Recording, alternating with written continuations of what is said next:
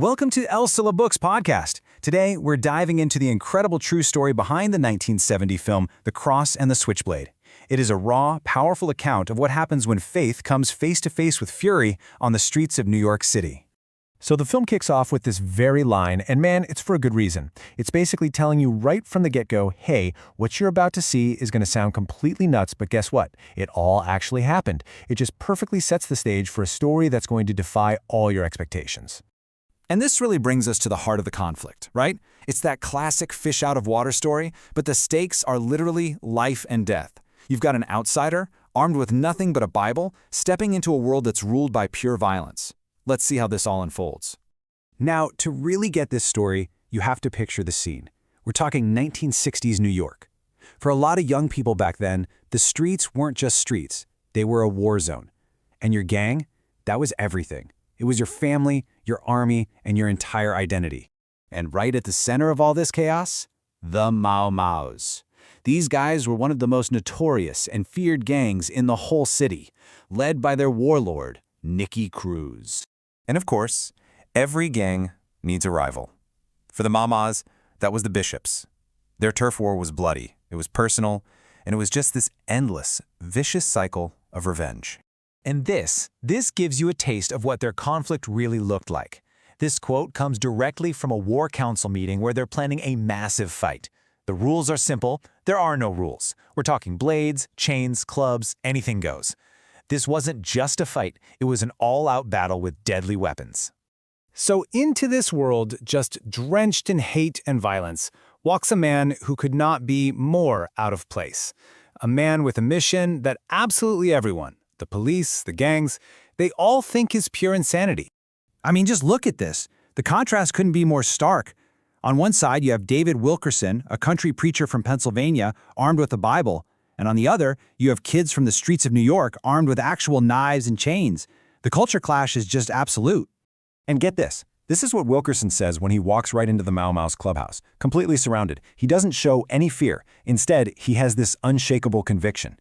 He essentially tells them that his own fearlessness should be proof to them that a higher power is at work.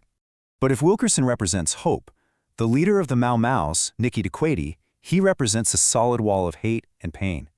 He is the ultimate test of the preacher's mission. This is Nikki's first response to Wilkerson. It's not a debate, it's not a discussion, it's a direct, violent threat. He immediately rejects everything the preacher stands for and sees him as nothing more than an enemy. And Nikki's opposition, it just escalates so quickly. First, he just flat out dismisses the message. Then, he starts to see Wilkerson as a threat to his control over the gang. And finally, he actually orders a hit on the preacher, sending his own girlfriend to do the job. So everything comes to a head at a youth rally organized by Wilkerson. Now, it's supposed to be a neutral ground for peace, but the gangs, they have a very different plan for the evening. Yeah, this isn't some spontaneous fight. No, it's a calculated trap. The Mau Maus and the bishops actually agree to use the rally as the location for their final winner-take-all battle. They plan to lock the doors, ensuring maximum carnage with absolutely no escape. From the stage, Wilkerson is facing this raw, unfiltered pain. This isn't just abstract anger. It's personal grief and a deep thirst for revenge. This quote just captures the immense barrier of hate that he is trying to break through. And this is Wilkerson's core message. You see, he doesn't dismiss their pain. Instead, he reframes it. He argues that carrying all that hate is a burden they don't have to bear, that the price for sin and pain has already been paid. Just when the message seems to be sinking in, Nikki makes his move. He grabs the microphone and announces the trap, trying to ignite the violence he had planned all along. This is the moment of truth. But what happens next is not the rumble everyone expected. Instead of a battle cry, an entirely different energy fills the room, and the story takes that dramatic, unbelievable turn we were promised at the beginning. One of the gang members, he's just overwhelmed, and he says he can feel a presence in the room, something powerful that wants to touch them. And instead of reaching for their weapons, many of the kids start to feel something else, a real desire for change. In the middle of this emotional shift, Nikki approaches Wilkerson. Everyone expects him to deliver the final blow. But in a stunning reversal, he acknowledges his power over the preacher's life, and then he makes the conscious choice to spare it.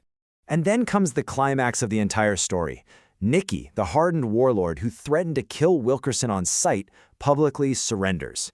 He declares he's giving his life to God, and with those words, the war on the streets is effectively over. But that one night wasn't the end. It was just the beginning.